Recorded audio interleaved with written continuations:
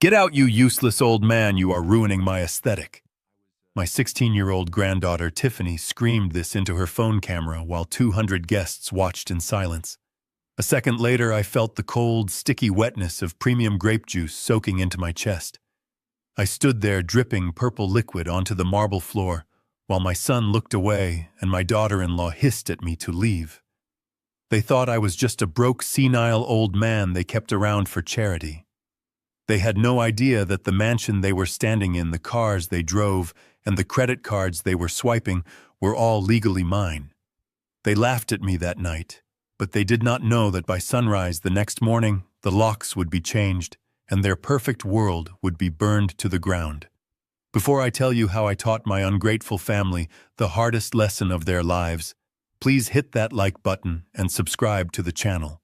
It really helps share these stories. And tell me in the comments where you are watching from right now. I love reading about where you all are from. My name is Bernard Caldwell, but most people used to call me Bernie back when I was reshaping the industrial skyline of New York. I am 70 years old now, and if you saw me on the street today, you would probably look right past me. I drive a 10-year-old sedan. I wear clothes that have been out of fashion since the 90s, and I live in a small one-bedroom apartment in Queens. By choice.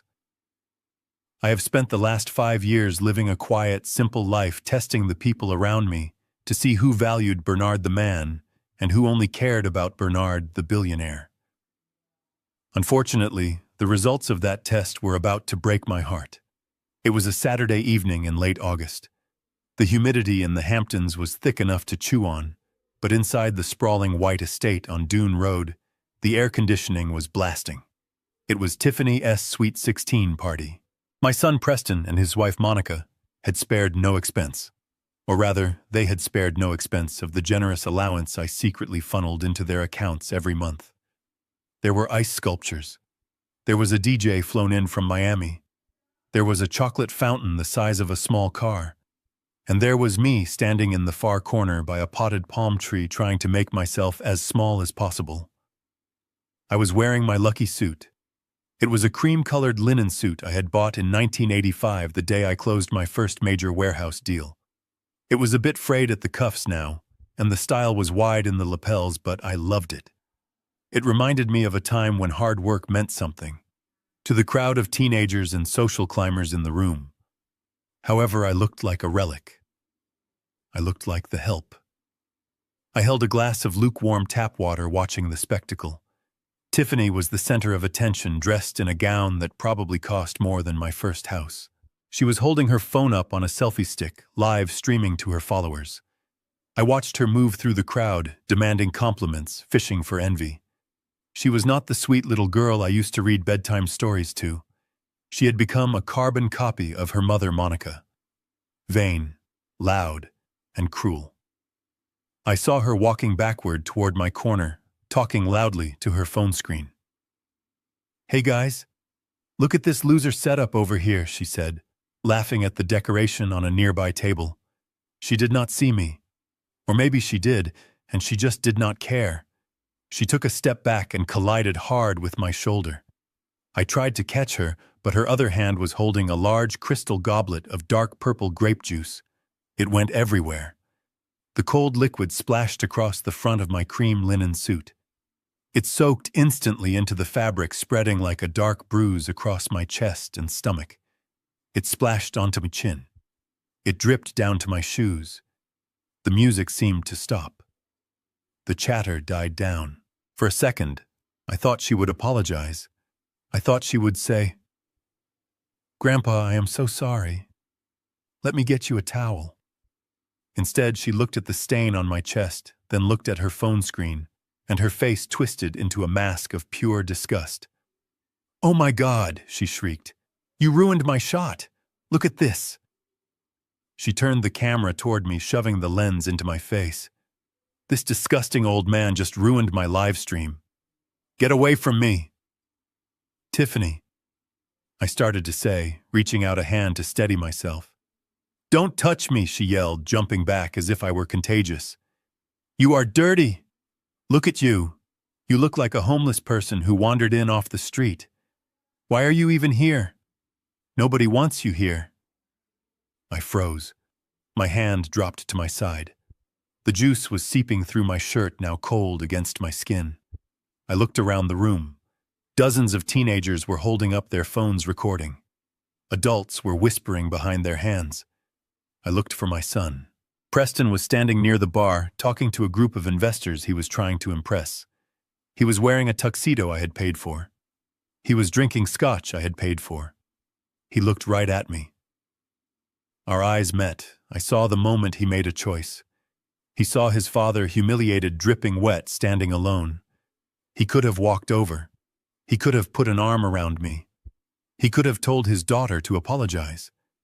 Instead, he checked his Rolex, adjusted his cufflinks, and turned his back to me, continuing his conversation as if I did not exist.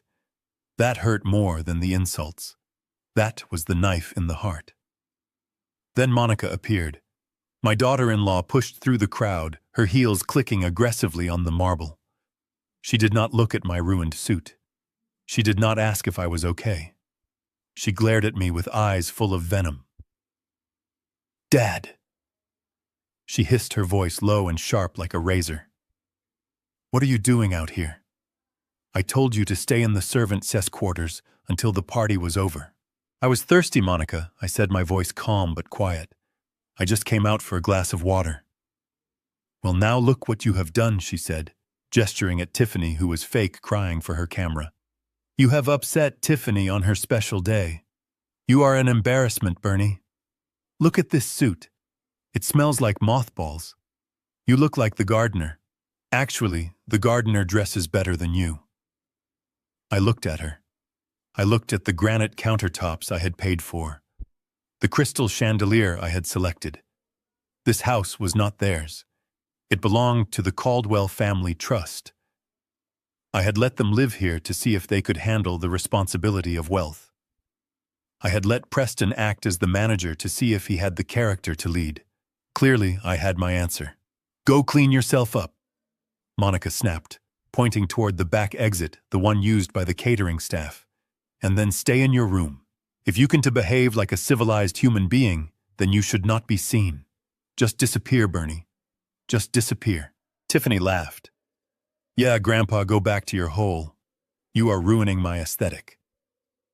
The guests chuckled nervously, relieving the tension by siding with the bullies. It is a human instinct, I suppose. Nobody wants to stand with the victim. I felt a strange calmness wash over me. It was the same cold clarity I used to feel in the boardroom, right before I executed a hostile takeover. The sadness evaporated. The hope that they would change evaporated. All that was left was the cold, hard math of the situation. They wanted me to disappear. They wanted the old man gone so they could enjoy the money without the burden of the man who earned it. I did not argue. I did not raise my voice. I did not demand an apology. I reached into my pocket and pulled out a damp handkerchief. I dabbed at the stain on my lapel, but I did not try to clean it off. I wanted to keep it. I wanted to remember this moment. This purple stain was not a mark of shame. It was a receipt.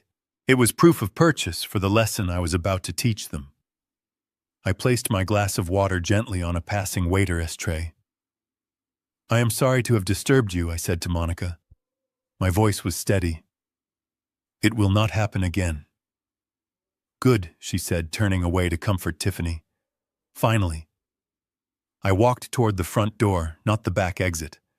I walked past Preston, who was laughing loudly at a joke he probably did not understand. I walked past the security guards who looked at me with pity. I stepped out into the humid Hamptons night. The ocean breeze hit my face. I stood on the driveway of the estate I owned, looking back at the lights and the music. I pulled my old flip phone from my pocket. I did not call an Uber yet. I dialed a number I had not used in a long time. It was 2 a.m, but I knew he would answer. Jonathan Eves, my personal attorney and oldest friend, picked up on the second ring. "Bernie, is everything all right?" Jonathan asked, his voice thick with sleep. "You never call this late." I looked down at my stained suit. I looked at the house where my family was celebrating my absence. "Wake up, Jonathan," I said. "We have work to do." I want you to initiate the Omega Protocol. There was a long silence on the other end of the line. Jonathan knew what that meant. We had drafted that clause 10 years ago as a nuclear option, no, a safeguard. I never thought I would have to use. Bernie, are you sure? Jonathan asked, his voice losing all traces of sleep. If we do this, there is no going back. It will scorch the earth. They will lose the house, the cards, the access, everything. By noon tomorrow, they will be destitute. I watched through the window as Tiffany took another selfie, making a peace sign while standing next to her father. They looked so happy, so secure, so arrogant. I am sure, I said. Execute it immediately. I want the eviction notice ready for breakfast. I hung up the phone and turned my back on the mansion. I began the long walk down the driveway to the main road to catch a cab back to my small apartment in Queens. The grape juice was sticky and uncomfortable on my chest, but as I walked, I felt lighter than I had in years. They told me nobody wanted me there. Well, tomorrow they would find out that without me, there was no there to be at. The party was over. The Uber ride back to Queens took nearly 2 hours. The driver, a young man with tired eyes, kept glancing at me in the rearview mirror. He probably wondered why a man in a grape juice-stained suit was leaving a multi-million-dollar estate in the Hamptons to go to a crumbling brick building in a working-class neighborhood. I did not explain. I just watched the highway lights blur past, feeling the sticky sugar drying on my chest. It felt heavy, like a layer of concrete hardening over my heart. When we finally pulled up to my building, it was past 3 in the morning. I tipped the driver $50 cash. He looked at the bill, then at me with genuine surprise. It was the first honest reaction I had seen all night. I walked up the 3 flights of stairs because the elevator had been broken since Tuesday. The hallway smelled of boiled cabbage and old cigarettes. This was my reality for the last 5 years. A 400-square-foot apartment with a radiator that hissed like an angry snake and a view of a brick wall. I unlocked the door and stepped inside. The silence was absolute. There were no servants here, no crystal chandeliers, just a worn beige sofa, a small television, and shelves filled with books about history and economics. I took off the ruined jacket and hung it on the back of a kitchen chair. I stared at the purple stain. It looked like a map of a country that had just been bombed. I went to the sink to splash cold water on my face. The water pipes groaned. As I dried my face with a rough towel, my phone began to buzz on the counter. It vibrated aggressively against the cheap laminate surface. My heart actually skipped a beat. For a split second, the foolish father in me rose to the surface. It was Preston, my son. A part of me thought maybe he had left the party. Maybe he was calling to apologize. Maybe he was calling to say, "Dad, I am so sorry. I should have defended you. I should have walked out with you." I picked up the phone. "Hello, son," I said, my voice raspy. "Dad, are you home yet?" His voice was not apologetic. It was tight, annoyed. It was the voice of a man who was inconvenienced, not a man who was ashamed. "Yes, Preston, I just walked in." "Good. Look, we need to talk. Monica is absolutely furious. She has been crying in the bathroom for an hour. Do you have any idea how embarrassed she is? The mayor was there, Dad.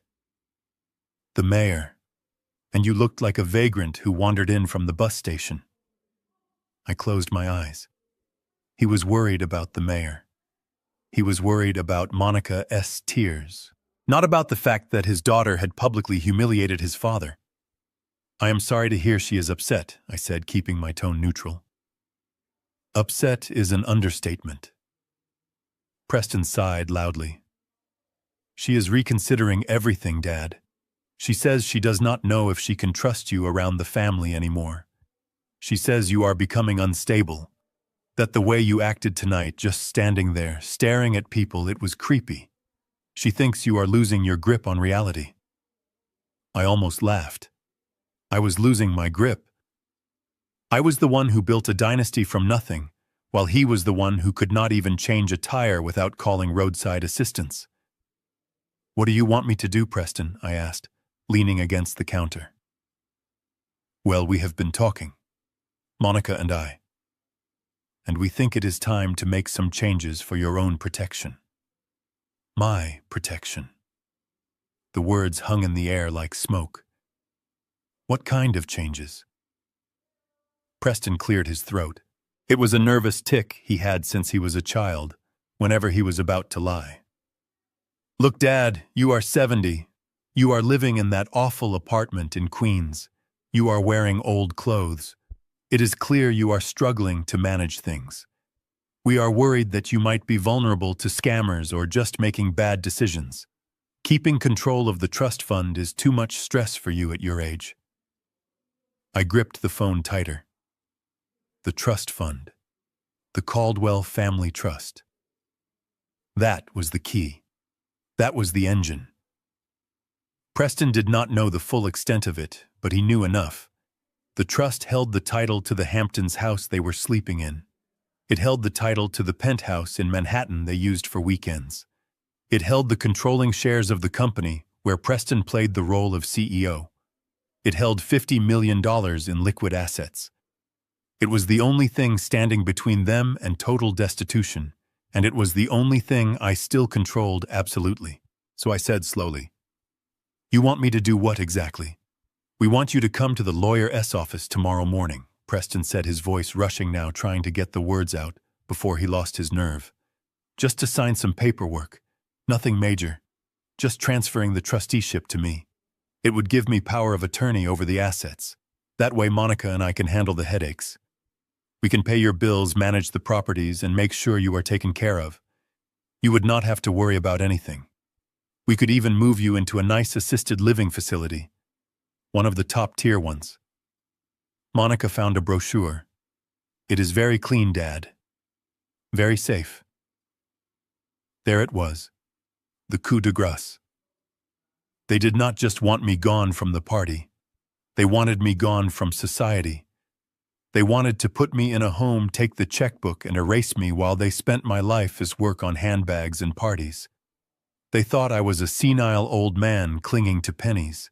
They had no idea I checked the global markets every morning at 5 and reviewed the Trust's performance every Friday night. "Dad, are you there?" Preston asked when I did not answer immediately. I looked at the grape juice stain on my jacket. I looked at the peeling paint on my walls. I thought about the Omega protocol I had initiated just an hour ago with Jonathan. If I refused now, if I fought him on the phone, he would get suspicious.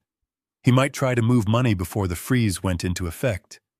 He might try to hide assets. I needed him calm. I needed him arrogant. I needed him to think he had won. "I am here, son," I said, making my voice sound tired and weak. I am tired, Preston. Maybe you are right. Maybe I am getting too old for all this." "You think so?" Preston's voice brightened instantly. The relief was palpable. "Yes," I said. "I do not want to fight anymore. I do not want to upset Monica. If signing the papers will make peace in the family, then I will do it. That is great, Dad, really. It is the right decision. You are doing the right thing. Monica will be so relieved." "I am sure she will be," I said. "Okay, so meet us at the firm's legal office tomorrow at 9. We will have everything ready. You just need to bring your ID and sign. I will be there, I promised." "Great. Get some sleep, Dad. We will see you in the morning." He hung up without saying "I love you." He hung up like he had just closed a business deal. I put the phone down and walked over to the window. Below me, the streetlights of Queens flickered. A siren wailed in the distance. Preston thought he was getting the keys to the kingdom tomorrow. He thought he was going to walk into that office and strip his father of everything. He thought he was smart. He forgot who taught him how to read a contract. He forgot that I was the one who wrote the bylaws of the trust. The trust was a revocable living trust. That meant as long as I was breathing, I could change it revoke it, or dissolve it at any moment. And giving Preston trusteeship would only work if the trust still held assets. But by 9 o'clock tomorrow morning, the trust would be empty. The Omega Protocol was not just a freeze. It was a liquidation and transfer event. Jonathan was already working. By the time the sun came up, the Hamptons' house would be transferred to a holding company owned by a charity. The company's shares would be placed in a blind trust. The cash would be moved to secure accounts in Switzerland that Preston could not touch with a 10-foot pole. When Preston put that pen to paper tomorrow, he would be signing over control of a ghost. He would be becoming the captain of a ship that had already sunk. I walked back to the kitchen chair and touched the stain on my suit one last time. It was dry now, stiff and crusty. "You wanted the power, son," I whispered to the empty room. "You wanted the control. Well, tomorrow you're going to get exactly what you asked for. You are going to be responsible for everything. The debts, the mortgages, the lifestyle." I went to my small bedroom and pulled out a fresh suit for the morning. Not the old linen one. I reached into the back of the closet and pulled out a garment bag I had not opened in years. Inside was a charcoal gray bespoke suit from Savile Row. Silk lining. Perfect cut. If I was going to end their world tomorrow, I was going to dress the part. I lay down on my lumpy mattress, but I did not sleep. I stared at the ceiling, counting the hours until sunrise. The sadness was gone now, replaced by a cold, hard resolve. They wanted to take my stick, my support, my dignity. They wanted to leave me with nothing. Tomorrow they would learn that I never needed the stick. I was the one holding them up, and I was about to let go. I was not physically present at the Hamptons estate when the clock struck 8 that morning, but through the detailed report Jonathan gave me later, I could see it as clearly as if I were watching a movie. The morning sun was beating down on the white gravel driveway, where luxury cars were parked haphazardly, the remnants of last night's excess. Inside the house, the air was likely stale with the smell of spilled champagne and expensive perfume. My son Preston and his wife Monica were sleeping soundly in the master bedroom, buried under Egyptian cotton sheets I had paid for dreaming of the power they believed they would inherit in just 1 hour. They were probably dreaming of the meeting at 9 o'clock where they thought I would sign away my dignity. They were late, of course. They were always late. They assumed the world would wait for them because it always had. But today the world was not waiting.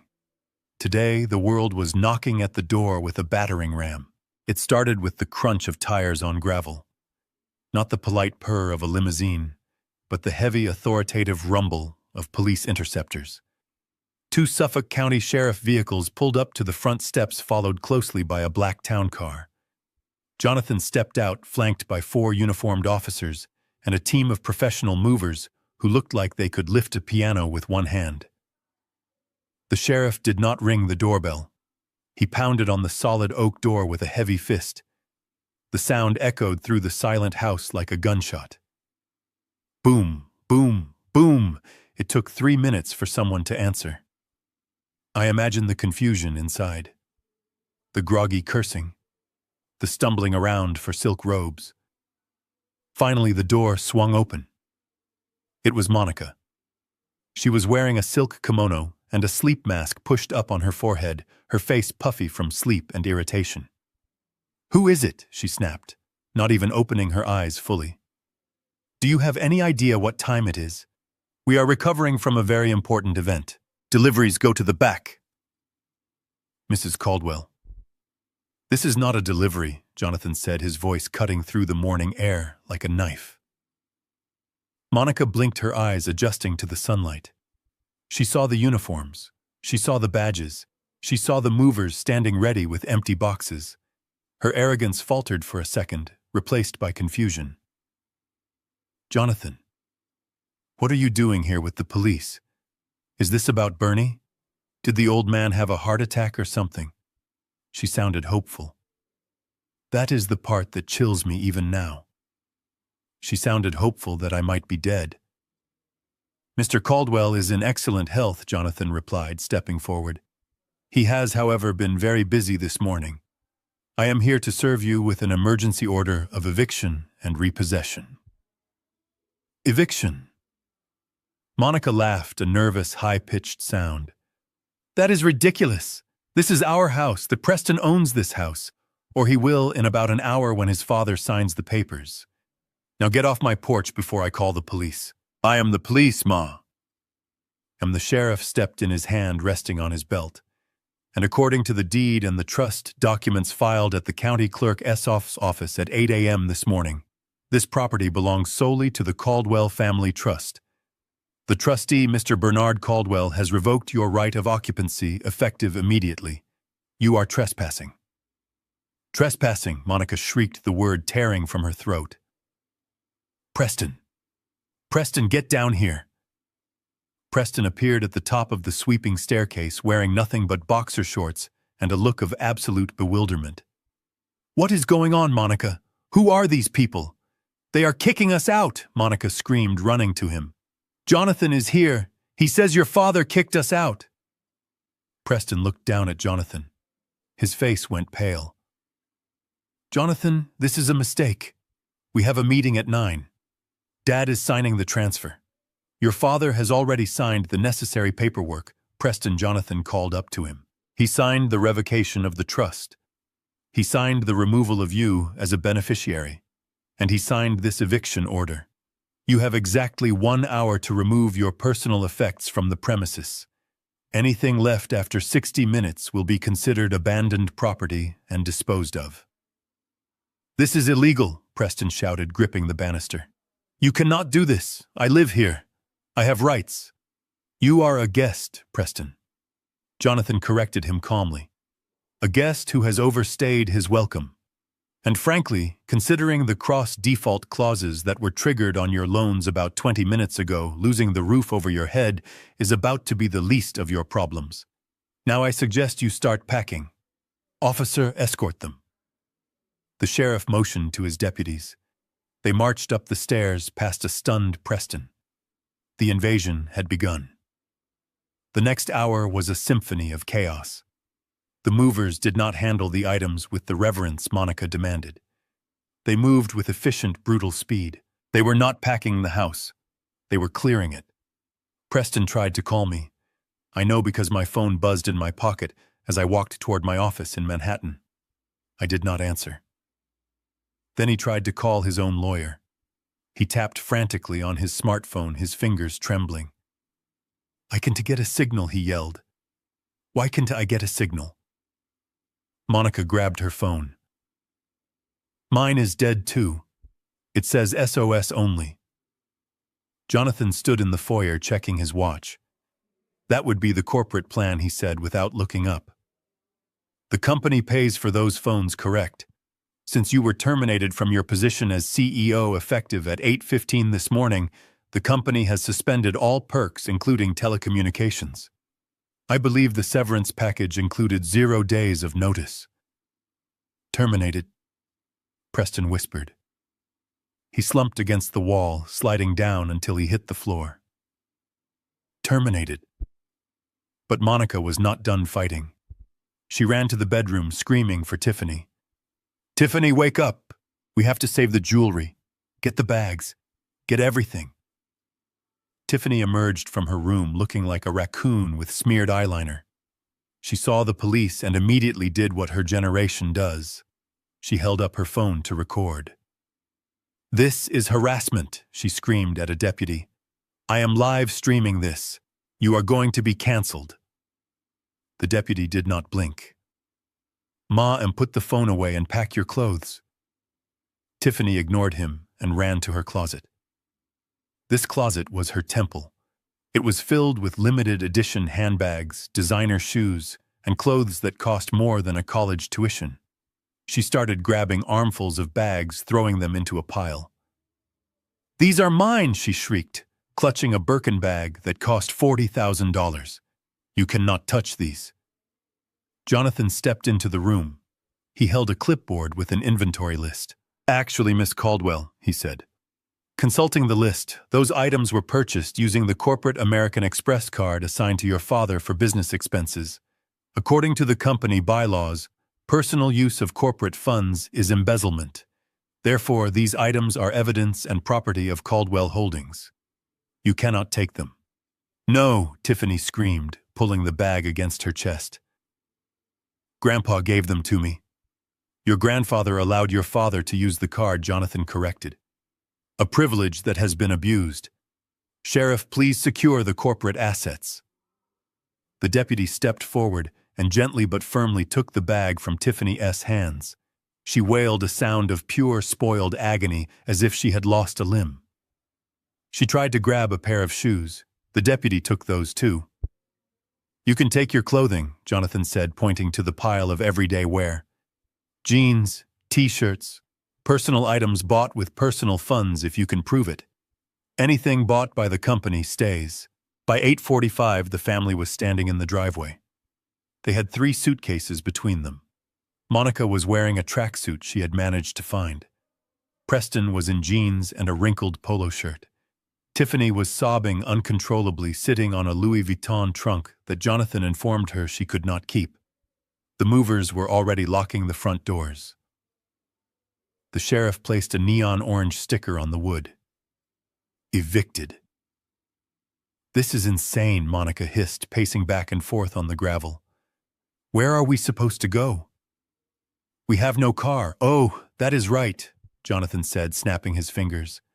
The Range Rover and the Porsche, both leased by the company. The tow trucks should be here any minute. As if on cue, 2 flatbed trucks rolled up the driveway. The drivers didn't even ask for keys. They just hooked up the luxury SUVs and dragged them onto the beds. Preston watched his Porsche Cayenne disappear with a look of hollow shock. He was a captain watching his ship sink, and he didn't even have a life raft. Here, Jonathan said, handing Preston a slip of paper. This is a list of local motels that accept cash. Since your credit cards have likely been frozen by now, I suggest you hurry. The rates go up on weekends. You are enjoying this, aren't you? Monica spat at him. You and that bitter old man. You are laughing at us. Jonathan stopped. His professional mask slipped for just a second. Bernie isn't laughing, Monica, he said, his voice low and dangerous. Bernie is heartbroken. He gave you everything. He gave you a life most people only dream of.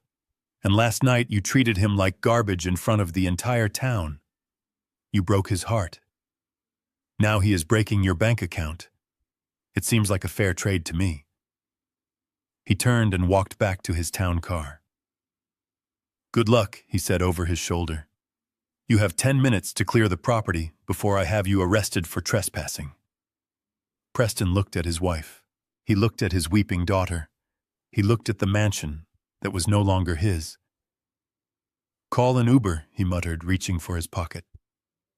I can't, Monica screamed, throwing her useless phone at him. The service is cut, you idiot. We have to walk. Walk, Tiffany gasped, looking at the long driveway. In these heels.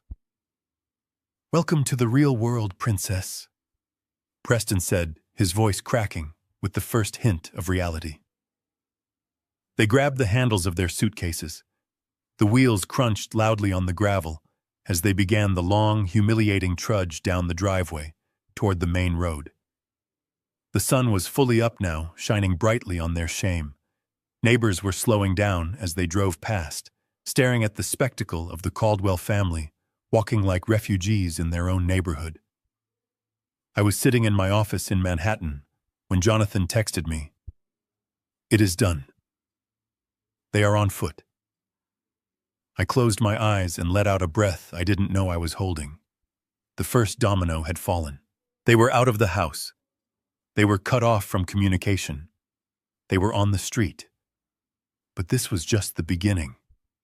The house was just shelter. The real pain, the real squeeze was about to happen when they tried to spend money they no longer had. I turned my chair to look out the window at the city skyline. Somewhere down there, my family was realizing that without my checkbook, They were just three people with expensive tastes and no skills. I opened the file on my desk. It contained the financial records of the company. The records Preston thought I never looked at. The records that showed the embezzlement, the fake expenses, the theft. Preston thought he had hit rock bottom walking down that driveway. He had no idea. He was still falling, and the ground was coming up fast. The journey from the estate to the sanctuary of the Ritz-Carlton was likely the longest 5 miles of my son's life. They did not walk the entire way, of course. Preston had exactly $40 in cash in his wallet, the last remnants of an allowance he hadn't realized was his final one. They took a local taxi that smelled of pine air freshener and stale tobacco, squeezing 3 people and 3 suitcases into the back of a sedate sedan that had seen better days. It was a far cry from the chauffeured black cars they were accustomed to, but desperation has a way of lowering standards very quickly. When the taxi dropped them off under the grand awning of the hotel, they tried to compose themselves. They smoothed their wrinkled clothes.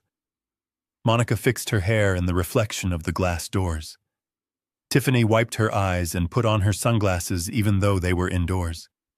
They were about to perform the only trick they knew how to do, which was pretending to be important. I can imagine Preston striding through the revolving doors, his chest puffed out, trying to project an air of authority he no longer possessed. He walked straight to the reception desk, ignoring the line of tourists. To him, waiting was for other people. He slammed his hand on the marble counter to get the attention of the young woman behind the computer. "I need the presidential suite," he demanded, his voice loud enough to turn heads in the lobby. "And I need it for an indefinite period. We are having renovations done at the estate." The receptionist, a young woman named Sarah, whom I had hired years ago for a different property, before she moved to hospitality, looked up. She did not recognize him, but she recognized the attitude. She smiled, that tight, professional smile people use when dealing with difficult children. "Do you have a reservation, sir?" she asked. "I do not need a reservation," Preston scoffed. "I am a Caldwell. Just give me the key." He reached into his wallet and pulled out the card. The American Express Centurion, the black card. It is made of titanium. It is heavy. When you drop it on a table, it makes a specific metallic clatter that sounds like money. It is the ultimate status symbol, the key that opens every door in the world. Or at least it was until about 2 hours ago. He threw the card onto the marble counter with a look of supreme confidence. "Keep the tab open," he said. "We will be ordering room service, and I need a personal shopper sent up immediately. My wife and daughter need new wardrobes." Sarah picked up the card. She felt the weight of the metal. She swiped it through the reader. I sat in my office miles away, watching the alerts roll in on my private dashboard. I saw the transaction attempt pop up in red. Declined. Pick up card. Code 04. Sarah frowned at her screen. She swiped it again. The same message flashed. A specialized instruction that appears only when an account is not just frozen, but flagged for immediate repossession by the issuer. "I am sorry, sir," she said, her voice dropping to a discreet whisper. "The card has been declined." Preston laughed. It was a loud barking sound. "That is impossible. It is a black card. It has no limit. Try it again. You probably swiped it wrong." "I have tried it twice, sir," Sarah said, her polite mask slipping just a fraction. "The system is giving me a specific code. It says the account has been closed by the primary account holder and the card is to be retained." "Retained?" Preston asked, the color draining from his face. "What do you mean, retained?" "It means I cannot give it back to you, sir. It is the property of the bank and I have instructions to confiscate it." She dropped the heavy titanium card into a slot in her drawer. The sound of it hitting the bottom of the box was the sound of Preston's identity dying. "Give me back my card!" Preston shouted, reaching over the counter. "That is theft. I am going to sue you. I am going to buy this hotel and fire you." "Security," the receptionist said into her headset. her eyes never leaving Preston's face. Monica shoved Preston aside. "You are useless," she hissed at him. She dug into her purse and pulled out her own wallet. It was a sleek leather piece I had bought her for Christmas 3 years ago. She pulled out a Visa Infinite card, a shiny piece of plastic that promised a credit limit of $500,000. "Use mine," she said, slamming it down, "and add a bottle of their most expensive champagne. We need to get the taste of this morning out of our mouths." Sarah took the card. She swiped it. I saw the second alert on my screen. Declined. Guarantor withdrawn. Immediate payment due. Sarah looked up again. "I'm afraid this card is also declined, Ma-am." Monica's mouth fell open. "That is a lie. That is my personal card. It has nothing to do with him." "Actually, Ma-am," Sarah said, reading the notes on her screen, "the system indicates is that the credit line was guaranteed by a third party, a Mr. Bernard Caldwell. That guarantee was withdrawn at 8:30 this morning. Without the guarantor, the bank has not only closed the account, but marked the entire outstanding balance as immediately due. You currently owe the bank $42,000, and until that is paid, the card is invalid." The lobby was quiet now. The tourists were staring. The business travelers had stopped typing on their laptops. Everyone was watching the wealthy family imploding in real time. "This is a mistake," Monica screeched. Her voice was climbing an octave with every word. "My father-in-law is senile. He does not know what he is doing. You have to let us check in. We have nowhere else to go. That is not my problem, Ma." Sarah said, her voice icy. "And you are causing a disturbance." 2 large men in dark suits appeared behind Preston and Monica. They were not the polite doormen. They were hotel security, and they looked like they enjoyed their jobs. "Sir Ma-am," the taller one said, "we are going to have to ask you to leave." "You cannot kick us out," Preston sputtered. "Do you know who I am? I am the CEO of Caldwell Holdings." "Actually," the guard said, looking at a notification on his own phone, "news travels fast in this town. I believe the news just reported that Caldwell Holdings appointed an interim CEO this morning after the board removed the previous one for financial irregularities. You are trespassing on private property." Tiffany, who had been silent until now, let out a wail of pure despair. She looked at her parents, then at the guards, then at the people filming them with their phones. "Daddy, do something," she cried. "Everyone is looking at us." Preston looked at his daughter. He looked at his wife. He looked at the card reader that had just rejected his existence. For the first time, he realized that his name meant nothing without my money behind it. He tried one last desperate move. He grabbed the house phone on the reception desk. "I am calling the bank," he yelled. "I am calling the police. I am calling everyone." The guard reached out and put a finger on the receiver hook, disconnecting the line. "You can make your calls from the sidewalk, sir," the guard said. "Grab your bags." He did not wait for them to comply. He grabbed the handle of Monica's suitcase. His partner grabbed the other 2. They began marching toward the revolving doors. Preston and Monica had to run to keep up. They scrambled after their luggage, looking like panicked tourists who had missed a flight. "Hey, wait! Those are Louis Vuitton! Be careful!" Monica screamed, chasing the guard. They were herded through the lobby, past the staring eyes, past the whispers, past the judgment. They were pushed out through the revolving doors and onto the hot pavement of the city street. The guards deposited the bags on the curb and stood in front of the doors, arms crossed, a living wall of rejection. Preston stood there blinking in the sunlight. The humidity was rising. The traffic was loud. He reached for his pocket to call a car service and then remembered he had no phone. He reached for his wallet to buy a water and remembered he had no cards. He had $40 in cash. A wife who was hyperventilating, a daughter who was having a meltdown on the sidewalk, and absolutely no plan. I watched the GPS tracker on the company car they no longer had access to. It was sitting in the impound lot. I checked the bank logs. 0 balances. I checked the company email server. His access was revoked. They were stranded on a street corner in Manhattan, surrounded by millions of people, and they were completely alone.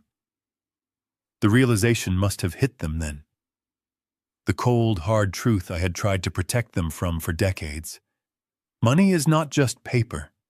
Money is access. Money is a shield. And I had just taken away their shield. Monica turned to Preston, her face twisted in a mask of pure fury. "Fix this!" she screamed, hitting him on the chest with her fists. "Fix this right now, Preston! You said he was a senile old man. You said we had time. You said you were in control." "I thought I was."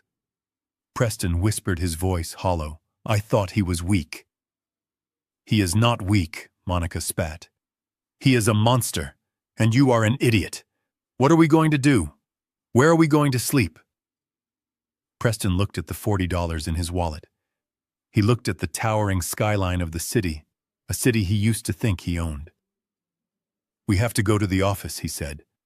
"I need to get into the safe. I have cash in the office safe. Emergency cash." He did not know that I had already been to the office. He did not know that the safe was open and empty. He did not know that the only thing waiting for him at Caldwell Holdings was a security team with his picture on a banned list and a cardboard box with his personal items. But I let him have that hope for a few more minutes. I wanted him to run to the last place he felt powerful, only to find out he had been evicted from there too. I closed the laptop on my desk. I took a sip of water. It was cool and refreshing, unlike the warm grape juice that had started this war. Jonathan walked into my office. "The hotel just called," he said. "They are out. No incident other than a lot of screaming." "Good," I said. "Preston is heading here," Jonathan added, checking a message. "The lobby security just radioed. He is trying to get into the building." I stood up and walked to the window, looking down at the street 40 floors below. I could not see him, but I knew he was there, small and insignificant against the concrete. "Let him up," I said. Jonathan looked surprised. "Let him up." "But you said—" "I know what I said." "But he thinks he can get money from the safe." "I want to be the one to tell him the safe is empty. I want to see his face when he realizes the business is gone too." I adjusted my cuffs.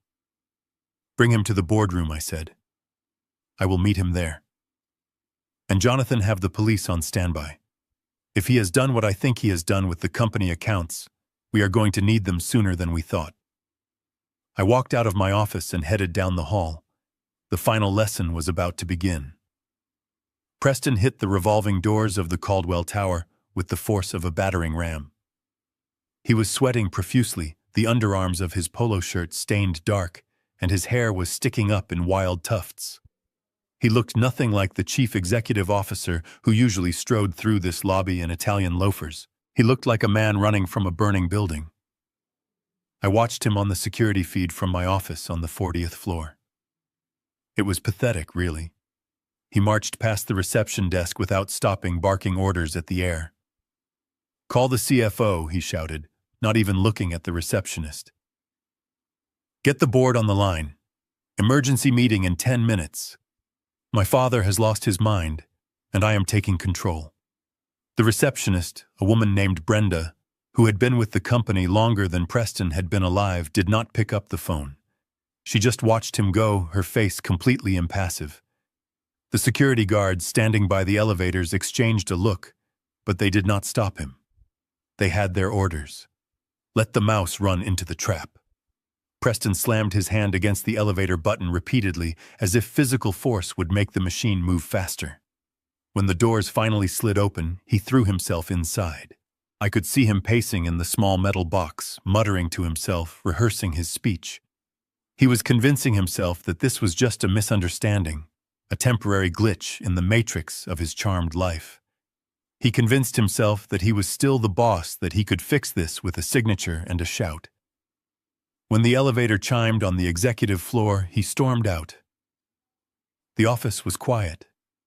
The open-plan area where the analysts worked was silent. Everyone watching him with wide eyes. They knew. In a company like ours, rumors travel faster than light. They knew the sheriff had been at his house. They knew his credit cards were dead.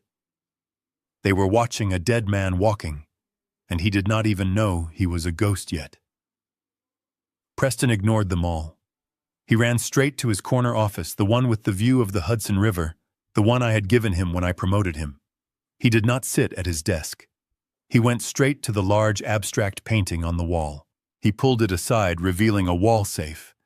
This was his backup plan, his secret stash. He spun the dial, his fingers slipping on the metal because they were so sweaty. Left, right, left. He pulled the handle. The door swung open. I zoomed in the camera on his face. The look of absolute horror was worth every penny I had lost over the years. The safe was empty. Not just empty of cash. It was scrubbed clean. The emergency fund, the bearer bonds, the passports he kept there for quick getaways, all gone. Jonathan and I had cleared it out at 7:30 that morning, while Preston was still arguing with the sheriff in the Hamptons. No, Preston screamed. He clawed at the empty metal box as if the money might be hiding in the corners. No, no, no. He spun around, his eyes wild. He saw his executive assistant standing in the doorway holding a cardboard box. "Where is it?" Preston yelled at her. "Who touched my safe?" "Mr. Caldwell." The assistant said, her voice shaking slightly, but her resolve firm. "The chairman cleared the office this morning." The chairman, Preston, spat the word out. "My father is a senile old man. He does not know what he is doing. Get the board members in the conference room. Now. I am removing him. I am declaring him incompetent. We are going to vote him out today." He pushed past her and ran down the hall to the main boardroom. He threw the double doors open. The room was empty except for Jonathan Eves, who was sitting calmly at the far end of the long mahogany table reviewing a file. "Where are they?" Preston shouted, slamming his hands on the table. "Where is the board? I called an emergency meeting." "There is no meeting, Preston," Jonathan said without looking up. The board already met. At 8 a.m., via conference call, they voted unanimously to ratify the chairman's decision. "What decision?" Preston demanded. "To terminate you for cause," Jonathan said, closing the file. "You cannot terminate me," Preston screamed, his face turning a dangerous shade of purple. "I am the CEO. I run this company. My father is just a figurehead. He is incompetent. He is wearing gardening clothes for God's sake. He does not even know what day it is." "Is that so?" I spoke from the doorway behind him. My voice was not loud, but it filled the room instantly. Preston spun around. He froze. I was not wearing the stained linen suit. I was not wearing the gardener's clothes. I was wearing the charcoal Savile Row bespoke suit. My silk tie was knotted perfectly. My pocket square was crisp. I stood tall, my shoulders back, the posture of a man who has built skyscrapers and crushed competitors for 40 years. Dad, Preston whispered, taking a step back. You look... I look like the chairman of the board." I finished for him, walking slowly into the room. "I look like the man who built this table you are leaning on. I look like the man who signed your paychecks for your entire adult life." I walked past him. He smelled of fear and sweat. I smelled of expensive cologne and absolute power. I walked to the head of the table. His seat, the CEO's chair. I pulled it out and sat down. The leather creaked. I placed my hands on the table and looked at him. "Sit down, Preston," I said, pointing to one of the side chairs. "The chairs for subordinates." He hesitated, then sank into the chair, looking small and defeated. "Dad, please," he started, his voice trembling. "This has gone too far. Monica is outside on the sidewalk. Tiffany is hysterical. We have no money. We have no home. You made your point. Okay, we learned the lesson. Just stop this. Give me access to the accounts so I can fix this. Fix it, I repeated. You want to fix it. I reached under the table and pulled out a thick, heavy dossier. I threw it across the mahogany surface. It slid until it hit Preston's hands. Open it, I commanded. He opened the folder. His eyes widened as he saw the first page, then the second, then the third. These are not just expense reports, Preston, I said, my voice cold and hard. These are forensic accounting records. I had the auditors go back 5 years. Do you know what they found? Preston did not speak. He could not. He was staring at his own signature on invoices for shell companies that did not exist. They found $3 million, Preston. $3 million of company funds diverted to pay for personal expenses that you hid under consulting fees. That is accounting error, Preston stammered, but he knew. He knew I had him. No, son. An accounting error is a decimal point in the wrong place. This is theft. This is embezzlement. I pointed to a specific document. $400,000 for a diamond necklace for Monica billed as IT infrastructure upgrades. $200,000 for Tiffany's Suite 16 party billed as a client appreciation event. You stole from me, Preston. You stole from the company. You stole from the employees whose families depend on this business. Dad, I can explain. You can explain it to the district attorney I cut him off, because that is who is receiving a copy of this file in exactly 1 hour. Preston dropped the file. He looked at me with genuine terror. Dad, you wouldn't. I am your son. You wouldn't send me to jail. I looked at him. I looked for the little boy I used to play catch with. I looked for the young man I sent to college. All I saw was a thief who had laughed while his daughter poured juice on me. You fired me from the family last night, Preston, I said quietly. You told me to disappear. You said I was a liability. Well, I am removing the liability from my company. You are fired, Preston, effective immediately. And since you used company funds to buy that jewelry for your wife and those bags for your daughter, the company is reclaiming its assets. That is why the sheriff took them. But prison. Preston whispered, tears leaking from his eyes. Dad, please. The doors opened behind him. 2 large uniformed security guards stepped in. They were not the regular building security. These were private contractors, ex-military men I used for high-risk terminations. Mr. Caldwell, one of them said, nodding to me. Escort the former CEO out of the building, I said without looking away from Preston. He is banned from the premises. If he returns, arrest him for trespassing. The guards stepped forward. One of them grabbed Preston's arm. Let's go, sir, the guard said. Preston tried to shake him off. Dad, wait. We can work this out. I will pay it back. I will do anything. You cannot pay it back, Preston, I said, standing up. Because you have nothing. You are bankrupt. You are homeless. And you are unemployed. You wanted to be a big man. You wanted to run the show. Well, go ahead. The world is waiting for you outside those doors. Go show them what you are worth without my name on your credit card. Dad. Preston screamed as the guards dragged him toward the door. Dad, please. They hauled him out of the boardroom. His shoes squeaked on the polished floor. He was shouting, begging, crying. The doors swung shut, cutting off his voice. Silence returned to the room. I stood alone at the head of the table. My heart was pounding a slow, heavy rhythm. It did not feel like victory. It felt like amputation. I had cut off a gangrenous limb to save the body. It was necessary, but God, it hurt. I sat back down in the CEO's chair. I looked at the empty room. I had built this empire for him. I had worked 18-hour days for 40 years so he could have this chair. And he had treated it like a piggy bank. Jonathan walked in from the side office where he had been waiting. "The police are on standby downstairs," he said softly. "Just in case he gets violent in the lobby, he won't," I said, staring at the grain of the wood table. "He is a coward, Jonathan. Cowards don't fight. They run." "What do you want to do about the DA?" Jonathan asked, pointing to the dossier. "Do we really send it?" I looked at the file. I thought about Monica calling me the gardener. I thought about Preston turning his back.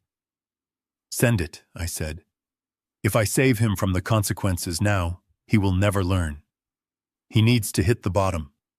The real bottom." Jonathan nodded and picked up the file. "I will take care of it." I turned my chair to look out the window. Down below on the busy sidewalk, I could see a tiny figure being pushed out of the building. He stumbled, looking lost in the crowd. He was just another man in a shirt now. No title, no power, no father to save him. I watched until he disappeared into the mass of people. "Goodbye, son," I whispered. Then I swiveled the chair back to the desk. I picked up the phone and dialed the number for my private investigator, Detective Miller. "Miller," I said when he answered. "They are on the street. I want to know where they go. I want to know who they call. And I want to know specifically about Monica. I have a feeling my daughter-in-law has secrets that cost a lot of money. Find them." I hung up. The coup was over. The king had returned. Now it was time to hunt. The hours following Preston's expulsion from the Caldwell Tower were perhaps the most illuminating of his entire life, though not in the way he would have chosen. I did not just watch him leave the building. I watched what happened next through the digital footprint that was the only thing left of his existence. While I sat in the executive suite reclaiming the authority I had ceded too easily, my son was on the sidewalk discovering the true nature of his social circle. For years, Preston had surrounded himself with a court of sycophants. Men who drank his scotch, laughed at his jokes, and rode on his yacht. He called them his inner circle. He thought they loved him for his wit and his business acumen. He was about to learn that they only loved him for his proximity to my checkbook. I saw the call logs later. Preston stood on the corner of 57th Street and began dialing.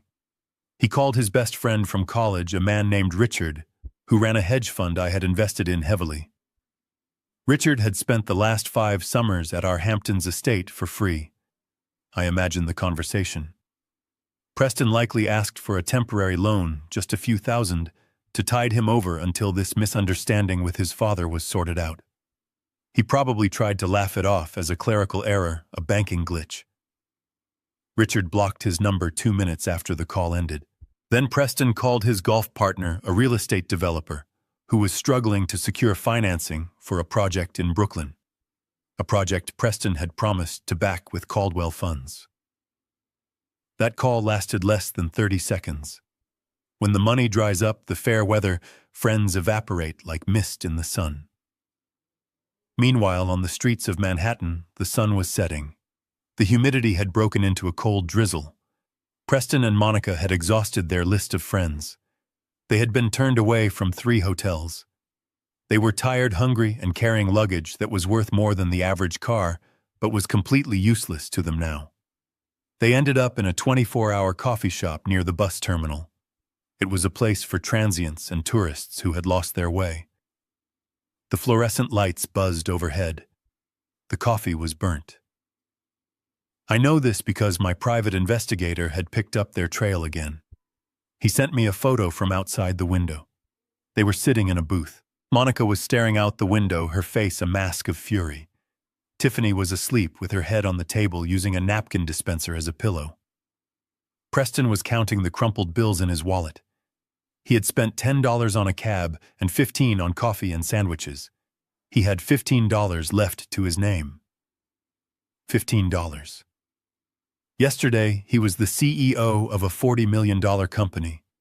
Today, he could not afford a combo meal. I zoomed in on the photo. I looked at Monica S.'s face. She wasn't looking at Preston with concern. She wasn't comforting him. She was looking at her reflection in the glass, checking her makeup, calculating her next move. She was already detaching. She was already looking for an exit strategy. I knew then that the text messages I would later find were inevitable. She was a survivor, and survivors do not cling to sinking ships. While my son and his family were discovering the harsh realities of a $49 a night motel room on the outskirts of Queens, I was sitting in a booth at a 24-hour diner across from Detective Miller. The contrast could not have been starker. They were likely fighting over who got to use the single thin towel provided by the motel management while I was sipping coffee and looking at the anatomy of their destruction spread out on a Formica table. Miller slid a manila envelope across the table. He looked tired, but satisfied, the look of a hunter who had just bagged a trophy buck. "You were right," Miller said, his voice low, competing with the hum of the refrigerator behind the counter. The math did not add up. Even with the clothes and the cars and the parties, they were burning through cash faster than they could physically spend it on retail. I followed the money, Bernie, and the money led to some very interesting places. I opened the envelope. Inside were photos. High-resolution surveillance shots taken with a telephoto lens. I expected to see receipts for more jewelry. Maybe a hidden vacation home. What I saw made my stomach turn. The first set of photos showed Monica. My daughter-in-law, who had stood in my home and called me a gardener, was pictured sitting at an outdoor cafe in Manhattan. She looked radiant happy in a way she never looked with Preston. Across from her sat a man who looked to be about 25 years old. He was wearing a tight t-shirt that showed off Jim's sculpted muscles. He was handsome in a vacuous plastic sort of way. In the photos, Monica was leaning across the table, touching his hand. In another, she was handing him a set of keys. In a third, she was kissing him. It was not a friendly kiss. It was the kind of kiss that destroys marriages. "Who is he?" I asked, staring at the image of the woman who had ruined my son's life. "His name is Chad Miller," said, consulting his notebook. "He is a personal trainer at the exclusive gym where Monica spends 4 mornings a week. Or where she says she spends 4 mornings a week." I looked closer at the keys she was handing him. "Is that a car key?" I asked. "It is," Miller confirmed. "A brand new Mercedes C-Class. Registered to a shell company called Fitness Consulting Group. Guess who pays the lease on that shell company?" "Preston," I whispered. Preston Miller nodded. "Or rather, Caldwell Holdings. Your son has been embezzling money to pay for his wife's boy toy's car, his apartment in Soho, and his $5,000 a month allowance." Monica told Preston these were legitimate consulting expenses for wellness programs for the staff. I felt a wave of nausea. My son was not just a thief. He was a fool. He was stealing from his father to pay for another man to sleep with his wife. He was risking prison to finance his own cuckolding. "It gets worse," Miller said, sliding a second stack of photos across the table. These were of Tiffany, my granddaughter. The girl who cared more about her aesthetic than her grandfather's dignity. The photos showed her huddled in a corner of her prep school campus, talking to a group of older boys who looked like they belonged in a mugshot lineup, not a private school. She looked terrified. "Tiffany has a problem," Miller said. "It started with loot boxes in video games, then moved to online crypto casinos. She got hooked on the rush, Bernie. She is 16 years old, and she is a degenerate gambler." How much, I asked, dreading the answer. "She is down about $40,000, Miller said. "And she did not borrow it from a bank. She borrowed it from a booking agent connected to that group of kids. They are threatening to leak compromising photos of her if she does not pay. That is why she needed the handbags. She wasn't just collecting them. She was reselling some of them online to make payments on the VIG." I sat back in the booth. The diner noise faded away. I tried to process the level of rot in my family. I had thought they were just greedy. I thought they were just shallow. But this was different. This was a cancer. Monica was a predator. She had found a weak man, my son, and she was bleeding him dry while she built a golden parachute with her lover. She didn't love Preston. She probably despised him. She viewed him as a resource, a host organism. And Preston, my poor, stupid son. He was so busy trying to be the big man, trying to impress her, trying to buy her love, that he didn't see she was laughing at him. He was destroying his career, his reputation, and his relationship with me for a woman who was driving a Mercedes he paid for to go sleep with a gym rat. And Tiffany was a victim of her own entitlement, drowning in a world she was not equipped to handle, thinking money could fix everything until the money ran out. "This changes things, Miller," I said, putting the photos back in the envelope. "How so?" Miller asked, taking a bite of his toast. "I thought I was teaching them a lesson about gratitude," I said. "But I need to save my son from a shark. He is going to prison, Miller. The embezzlement charges I filed this morning will stick. But if he goes to prison still married to that woman, she will divorce him, take half of whatever he has left, and ride off into the sunset with Chad. She won't get much." Miller pointed out. "You froze the assets. She will get his dignity," I said. "She will get the satisfaction of knowing she played him until the very end. I cannot let that happen." "What do you want to do?" Miller asked. "I want everything," I said. "I want the deed to the apartment she bought for Chad. I want the text messages between them. I want proof that she knew about the embezzlement and encouraged it. I want to know if she was planning to leave him." Miller pulled a small flash drive from his pocket and slid it across the table. "It is all here," he said. "I cloned her phone while she was at the salon last week. You have every text, every email, every photo. And yes, she was planning to leave him. She was waiting for the trust transfer today. Her plan was to wait until Preston had control of the $50 million, then divorce him and ask for half. She texted Chad about it 2 days ago. She called Preston the Golden Goose." The Golden Goose. I took the flash drive. It felt heavy in my hand. This was the ammunition I needed. This was the weapon that would finally cut the cord. I looked at the time. It was late afternoon. In the motel room, Preston was probably trying to figure out how to feed his family on $40. He was probably terrified. He was probably looking at Monica and thinking she was the only person in the world who stood by him. He had no idea she was the architect of his ruin. I paid the bill and left the diner.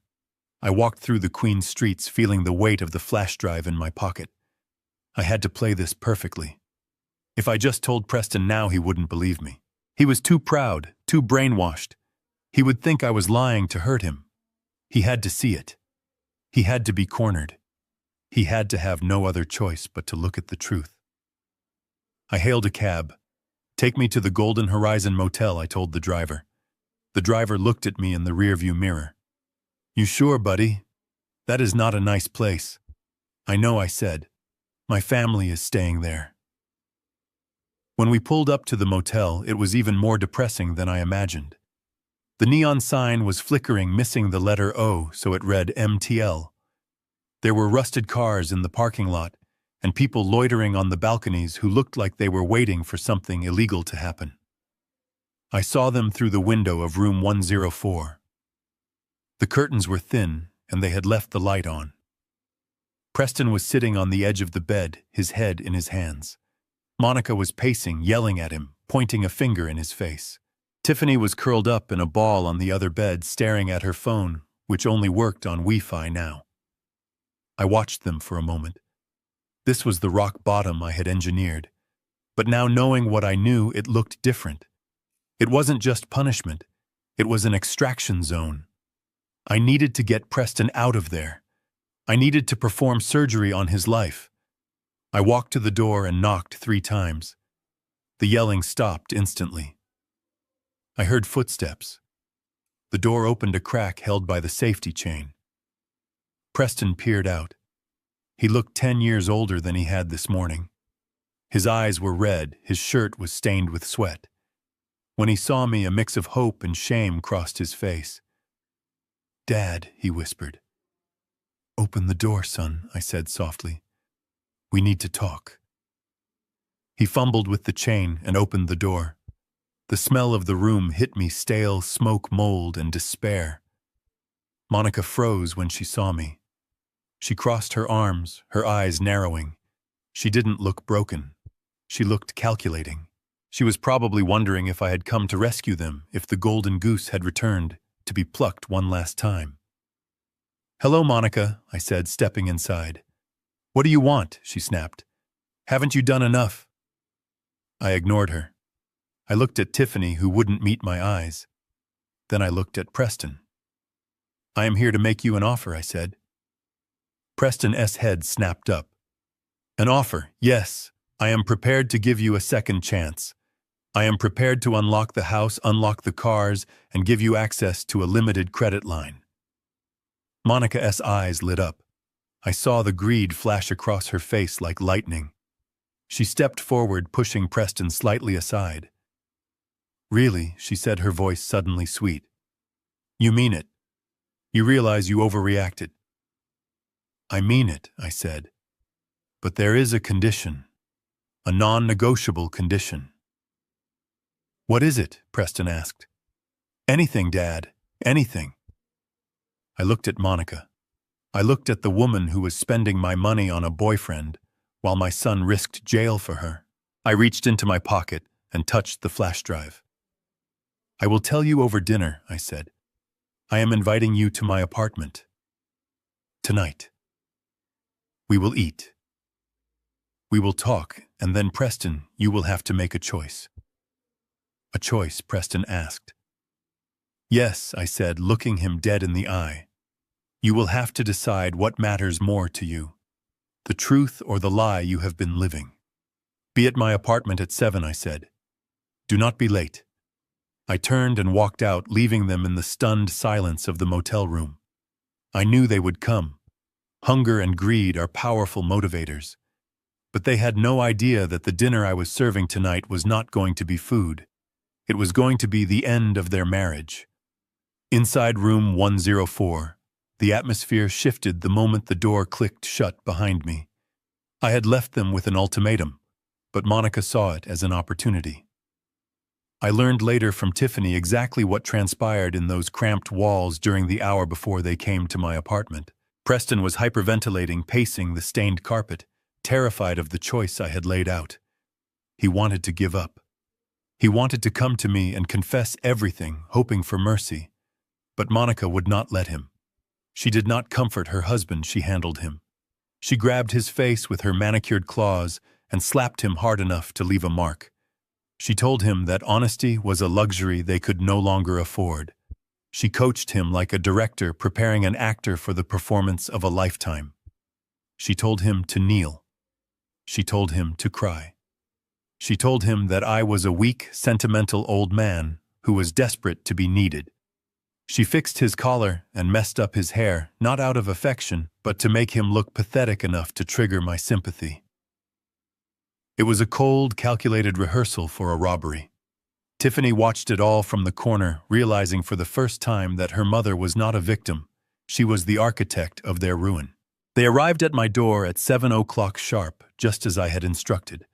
I was waiting for them, sitting in my worn armchair, with a clear view of the hallway through the peephole. I watched them come up the stairs. It was a pathetic procession. Preston was dragging the suitcases, bumping them against the narrow walls of the stairwell. Monica was holding a tissue to her nose as if the very air of my building was toxic. Tiffany trailed behind them, looking at her phone, which was likely useless without a data plan, but old habits die hard. I let them knock 3 times before I stood up. I wanted them to sweat.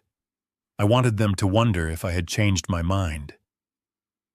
When I finally opened the door, the smell of their desperation hit me harder than the cheap perfume Monica was wearing to mask the scent of the motel.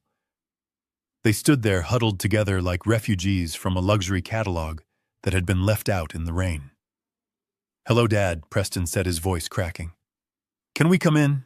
I stepped aside and gestured for them to enter. The apartment was small.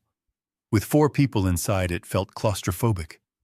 They looked around at the peeling paint, the mismatched furniture, the small television that sat on a milk crate. I saw the flash of disgust in Monica's eyes before she quickly masked it. She was a professional, after all. "Oh, Dad," Monica said, her voice trembling with forced emotion. It is cozy. I am so sorry we have not visited you here before. We have just been so busy with the business and the house. We never realized how humble your life was." She walked over to me and reached out to touch my arm. Her hands were cold. "We have been so selfish," she continued, and then the tears started. They were impressive tears, big wet drops that rolled down her cheeks without ruining her mascara.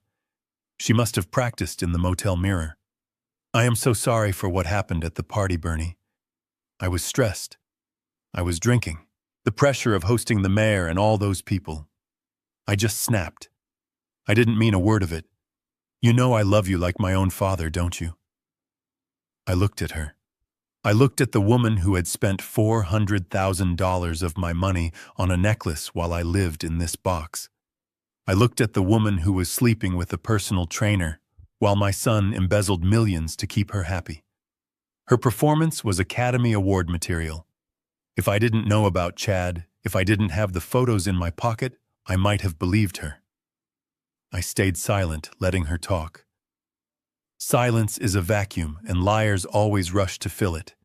And Tiffany, Monica said, pulling her daughter forward. "Tell Grandpa how sorry you are, sweetie." Tiffany looked up. Her eyes were red-rimmed. She looked genuinely miserable, but not because she had hurt me. She was miserable because she was cut off from her digital life and her gambling debts were looming over her head. "I am sorry, Grandpa," she mumbled, looking at her shoes. "I should not have spilled the juice. It was an accident." "I love you." An accident. She had called me a disgusting old man on a live stream, but I nodded slowly, keeping my face impassive. "And Preston." My son did not just speak. He dropped to his knees. He actually knelt on the linoleum floor of my kitchen, right there in front of his wife and daughter. It was a gesture of total submission, but it made my stomach turn. A man should only kneel to God. Seeing my son beg like this was not a victory. It was a tragedy. "Dad, please," Preston sobbed, grabbing my hand. "We were wrong. We were so wrong. We got lost, Dad. The money, it changed us. But these last 2 days, losing everything, it woke us up. We realized that without you, we are nothing. Not because of the money, but because you are the head of this family.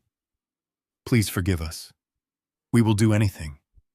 Just please open the accounts again. Not for the luxury. Just so we can live. Just so we can come home." He buried his face in my hand, weeping. I looked down at the top of his head. I saw the thinning hair that reminded me of my own. I felt the wetness of his tears on my skin. For a moment, just a fleeting second, my resolve wavered. He was my boy. He was suffering. Maybe he really had learned. Maybe the shock of the eviction and the firing had been enough. Maybe I could just give them a small allowance, help them get back on their feet, and pretend the embezzlement never happened. Maybe I could be the father who saves the day one last time. Then I looked up. Over Preston's heaving shoulders, I saw Monica. She thought I was focused on my son. She thought I was having a tender, emotional moment. She had stepped back slightly toward the window, ostensibly to give us space. She had her phone in her hand. She was typing furiously, her thumbs flying across the screen. I shifted my gaze just an inch. The reflection in the dark window glass was faint, but it was clear enough. I have excellent eyesight. It is one of the few things age hasn't taken from me yet. I saw the green bubble of a text message. I saw the name at the top of the chat. Chad. and I saw the message she was sending. "Hold on, baby. Keep the champagne on ice. The old man is crying. He is about to crack. I will have the cards back in an hour. Love you." The text sent. She slipped the phone back into her pocket and looked up at me. Her face instantly transformed back into a mask of concern and remorse. She wiped a tear from her eye and gave me a brave, hopeful smile. My heart didn't break. It froze. It turned into a block of absolute zero ice. The last shred of doubt vanished. The last tiny hope that my family was salvageable evaporated in that kitchen. They were not here for forgiveness. They were here for a transaction. They were vultures circling what they thought was a dying animal waiting to pick the bones clean. Monica was not sorry. She was impatient. She was updating her lover on the progress of her con. She was laughing at me while my son knelt at my feet. I took a deep breath. I let a slow, warm smile spread across my face. It was the best acting performance of my life. Better than Monica S., because mine was born of necessity. I reached down and placed my other hand on Preston S.'s shoulder. I squeezed it gently. "Stand up, son," I said, my voice thick with fake emotion. "Stand up." Preston looked up, hope flooding his face. He scrambled to his feet, wiping his eyes. "Dad," he whispered. I looked at Monica. I looked at Tiffany. I opened my arms wide. "You are my family," I said, "and family forgives. I can see that you have suffered. I can see that you are sorry. And that is all I wanted. To know that you still cared about me." "Oh, Bernie." Monica cried, rushing forward to hug me. "Thank you. Thank you so much. You are a saint." She hugged me tight. I could feel her heart beating. I wondered if she was thinking about Chad right now. I wondered if she was mentally spending the money she thought she was about to get. I patted her back. "It is okay," I said. "It is all over now." So you will unfreeze the accounts?" Preston asked, his voice trembling with relief. "We can go back to the house." I pulled away gently. I smiled at them, the benevolent patriarch. "We will discuss the logistics after dinner," I said. "I cannot send you back to the house on an empty stomach.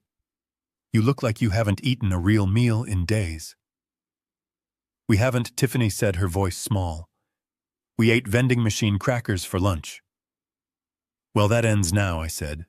"I have prepared a special dinner, just for us, a celebration of new beginnings." I gestured toward the small dining table where I had set 4 places. The plates were mismatched. The napkins were paper.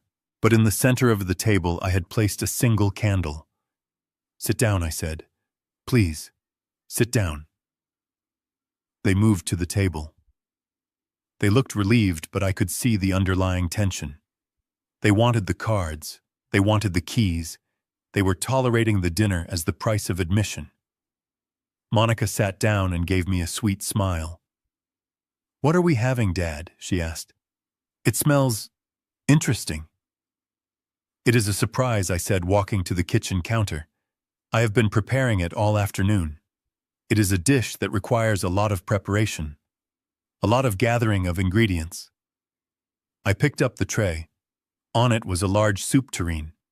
It was filled with canned tomato soup, the cheapest kind I could find. I brought it to the table and set it down. "Soup," I said. "Simple, honest, warm." They looked at the soup. They looked at each other. They were expecting steaks. They were expecting lobster. They were expecting me to celebrate their return with a feast. But they didn't complain. They were too close to the prize to risk it now. "It looks delicious," Monica lied. I ladled the soup into their bowls. "Eat," I said, "and then I will give you what you want." They picked up their spoons. They ate the watery soup. They forced smiles. I watched them. I watched Monica checking her watch beneath the table. I watched Preston glancing at the door. They thought they had won. They thought they had played the old man perfectly. They had no idea that the soup was just the appetizer. The main course was in my pocket, on a small black flash drive. I waited until they had finished. I waited until they had wiped their mouths with the paper napkins. "That was wonderful, Dad," Preston said. "Now about the house." "Yes," I said, leaning back in my chair. "About the house and the money and the future." I reached into my pocket. "I have a proposition for you," I said. Preston leaned forward, eager. "Yes, Dad. Anything. I am prepared to give you everything back," I said. "The house, the cars, the credit limit. I will even reinstate you at the company, although in a lower position to start." "Oh, thank God," Monica exhaled, closing her eyes. But I continued, my voice hardening just a fraction. "There is one condition. One non-negotiable condition." "What is it?" Preston asked. "We will do it. Whatever it is." I looked at Monica. I looked her dead in the eye. I saw the fear flicker there for the first time. She sensed a shift. She sensed the trap. "The condition," I said slowly, "is that you must divorce Monica immediately. She leaves with nothing. No settlement, no alimony, no access to the family. She walks out that door tonight, and she never comes back." The silence in the room was deafening. It was heavier than the air in the tomb. Preston looked at me, his mouth agape. What he whispered. Monica looked at me, her face draining of color. She looked from me to Preston, then back to me. "You are joking," she laughed nervously. "That is a terrible joke, Bernie." "I am not joking," I said. "That is the deal. You choose Preston. You choose the life of wealth and security with your father and your daughter. Or you choose your wife and you walk out of here with nothing. Forever." "Dad, you can't be serious," Preston stammered. "I love her. She is my wife. We are a team." "Are you?" I asked. "Are you really a team, Preston? Or are you a host and a parasite? How dare you?" Monica stood up, her chair scraping loudly against the floor. "How dare you try to break up my family? You are a sick, bitter old man. Preston, tell him to go to hell." I stayed seated. I stayed calm. "I am waiting, Preston," I said. "Make your choice." Preston looked at his wife. He looked at the woman he had stolen millions for. He looked at the woman he thought loved him. "Dad, I can't," he said, tears filling his eyes again. "I can't leave her. I love her." I nodded. I expected that answer. I reached under the table where I had taped a thick manila envelope. I pulled it loose. "I thought you might say that, son," I said. I tossed the envelope onto the table. It landed next to Monica's empty soup bowl. "Before you make your final decision," I said, "I think you should look at what your wife has been doing with the money you stole for her." "What is this?" Preston asked, reaching for the envelope. "It is the reason I am asking you to leave her," I said. "It is the truth. Open it." "Don't touch it, Preston." Monica said, her voice suddenly shrill with panic. "It is lies. He manufactured evidence. He is trying to trick you. If it is lies, then you have nothing to fear," I said. "Open it, Preston. Look at what you are defending." Preston hesitated. He looked at Monica's panicked face. The doubt crept into his eyes. He reached out and opened the clasp. He pulled out the stack of photographs. The first one fell onto the table face up. It was high resolution, crystal clear. It showed Monica in the lobby of the Mercer Hotel in Soho. She was wearing a dress Preston had bought her for their anniversary. She was not alone. She was wrapped in the arms of a man who looked like he belonged on the cover of a fitness magazine. His hand was on her lower back. Her face was buried in his neck. Preston froze. He stared at the photo. Monica gasped. She lunged for the table, trying to snatch the pictures. "No," she screamed. "Give me that." I caught her wrist. My grip was surprisingly strong. "Let him look," I said coldly. Preston pulled out the second photo. Monica and the man kissing in a restaurant. The third photo. Monica handing the man a set of keys to a new Porsche. Preston's hands started to shake. He dropped the stack. They fanned out across the table like a deck of cards from hell. There were copies of bank transfers, copies of text messages. "I paid for that car, Preston," I said, pointing to the photo of the Porsche. "Or rather, you paid for it with money you embezzled from my company. You stole $3 million to buy luxury items for your wife, and she used that money to buy a car for her boyfriend. His name is Chad.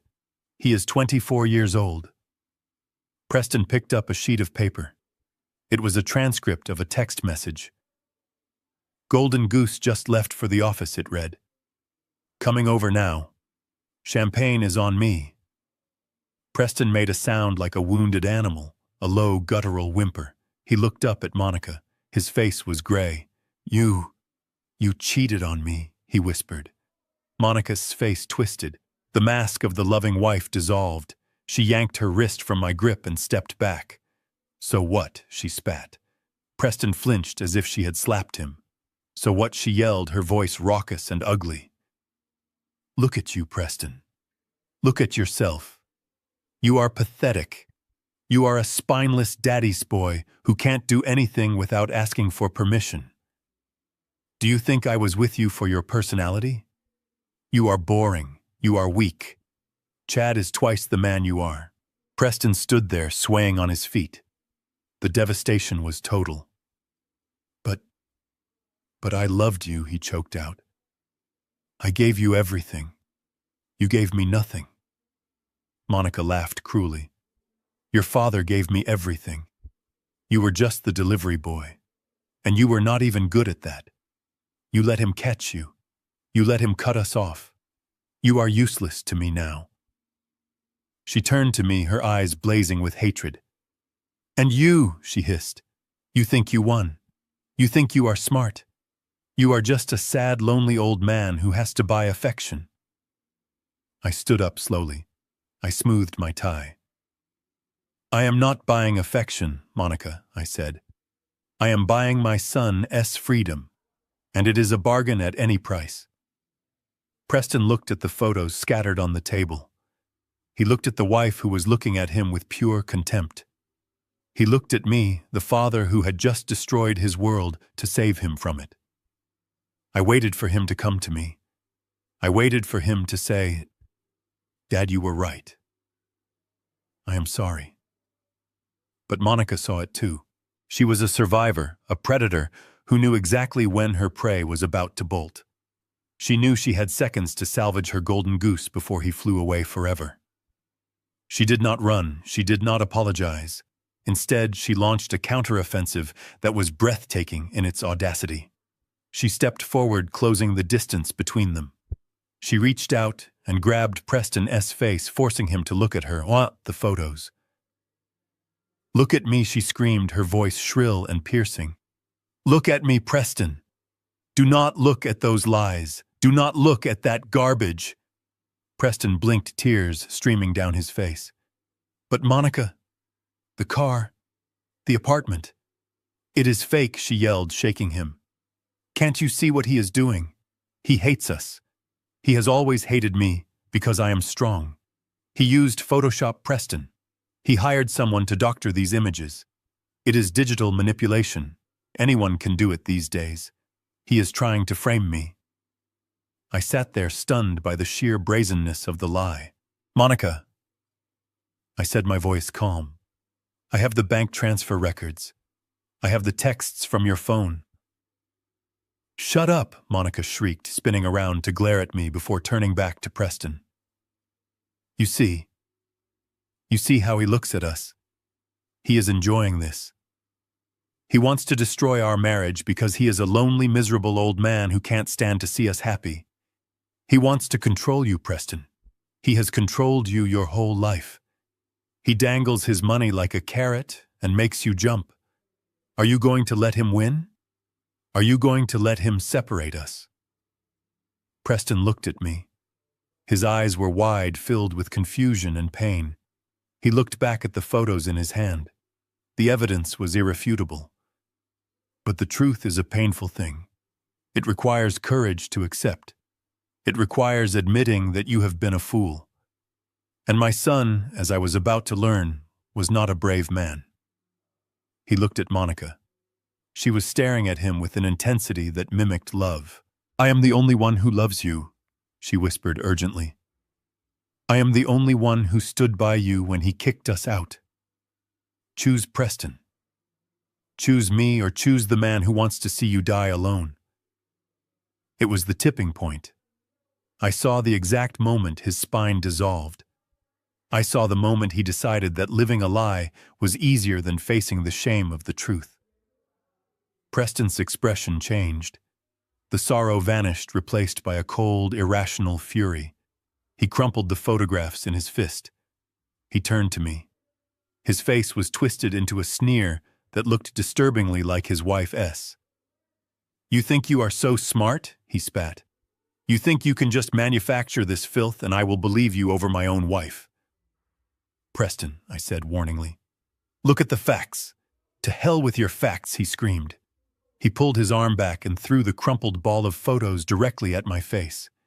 The paper hit my cheek with a sharp sting and fell to the floor. "You are a monster!" he yelled, his voice shaking with rage. "You are a scumbag, Dad. You invited us here to humiliate us. You fabricated all of this to destroy my family because you are jealous." I did not flinch. I just watched him. "I am trying to save you," I said quietly. "Save me." He laughed, a bitter, unhinged sound. "You are trying to own me, but you can't. Not anymore. I will never leave her. Do you hear me? Never. She is my wife and we are going to fight you." Monica smiled. It was a small, triumphant curve of her lips that she hid behind Preston's shoulder. "And you know what else?" Preston continued, stepping closer to me, his finger pointing in my face. "We are not just leaving. We are going to make you pay for this." "Is that so?" I asked. "Yes," he said. "You are unstable. This whole thing, the eviction, the firing, the fake photos, it proves you have lost your mind. You have dementia, Dad. You are not competent to manage your own affairs." I sat very still. "We are going to sue you," Preston hissed. "We are going to file for emergency guardianship. We are going to prove to a court that you are mentally incapacitated, and we are going to take control of the trust. We are going to put you in a facility, where you can't hurt anyone else. And then we are going to take everything." Monica stepped up beside him, slipping her arm through his. "Come on, darling," she said, her voice dripping with victory. "Let's go. We have to call a lawyer. We have to save your father from himself." Preston looked at me one last time. There was no love in his eyes, only hatred and greed. "You did this," he said. "Remember that. You made us do this." They turned and walked toward the door. Tiffany, who had been watching in silent horror, stood up. "Dad," she said, "you can't be serious. He showed you the pictures." "Mom is—" "Shut up, Tiffany." Preston snapped, not even looking at her. "Your grandfather is sick. We are doing what is best for the family. Now let's go." Tiffany looked at me, tears streaming down her face. She looked at her father, who was being led away by her mother, like a dog on a leash. She hesitated for a second, then hung her head and followed them. The door slammed shut. I sat alone in the dim light of the kitchen. The crumpled photos lay on the linoleum floor like trash. The echo of my son's threats hung in the air. Guardianship, facility, incompetent. He wanted to sue me for guardianship. He wanted to question my mental state in a court of law. He had no idea that he had just walked into the biggest trap of all. I picked up my phone and dialed Jonathan. It is done, I said, my voice steady and strong. They refused the deal. And Jonathan, get the litigation team ready. Why, Jonathan asked. Because my son is going to sue me for guardianship, I said. He is going to try to prove I am senile. There was a pause on the line, and then I heard Jonathan let out a low, dark chuckle. He is going to try to prove you are incompetent in open court. Yes, I said. That is the stupidest thing he has ever done, Jonathan said. I know, I replied, looking at the crumpled photo on the floor. But it will be the last stupid thing he ever does. Let them file the papers. Let them drag this into the light. Because when we get to court, I am going to show the judge exactly who is crazy and who is criminal. The courtroom smelled of floor wax and old wood, the scent of judgment. I sat at the defendant's table next to Jonathan, my hands resting calmly on the polished surface. Across the aisle, my son Preston and his wife Monica sat with their lawyer, a high-priced shark they had likely hired on a contingency fee, promising him a slice of the $50 million pie they thought they were about to inherit. They looked the part of the grieving, concerned family. Monica was wearing a modest navy dress, wiping dry eyes with a tissue every time the judge looked her way. Preston was in a suit that was too tight around the collar, looking solemn and pained. They were putting on the performance of their lives. The Honorable Judge Sterling, a woman with sharp eyes and no patience for nonsense, called the court to order. This is a hearing for emergency guardianship, she stated, looking over her glasses. The petitioners allege that Mr. Bernard Caldwell is suffering from advanced cognitive decline and poses a financial and physical risk to himself. Proceed. Their lawyer stood up. He painted a picture of a man losing his mind. He described the eviction as a manic episode. He described the dinner at my apartment as a cruel, erratic game played by a man who had lost his grip on reality. Your Honor, he boomed, pointing a finger at me. Mr. Caldwell threw his own family onto the street without warning. He lured them to a squalid apartment, only to mock them with cans of soup and paranoid delusions about conspiracies. This is not the behavior of a sane man. This is a cry for help. We are asking the court to grant Mr. Preston Caldwell full conservatorship over the estate to protect his father from further self-destruction. Preston nodded sadly, playing the dutiful son to perfection. Monica dabbed her eyes again. The judge looked at me. Mr. Caldwell, do you have a response? I did not speak. I simply nodded to Jonathan. Jonathan stood up. He did not bluster. He did not shout. He simply walked to the center of the room, holding a remote control. Your Honor, Jonathan said, his voice calm and measured. The defense does not dispute that my client evicted his family. We do, however, dispute the motive. This was not mania. This was a response to abuse. And we have receipts.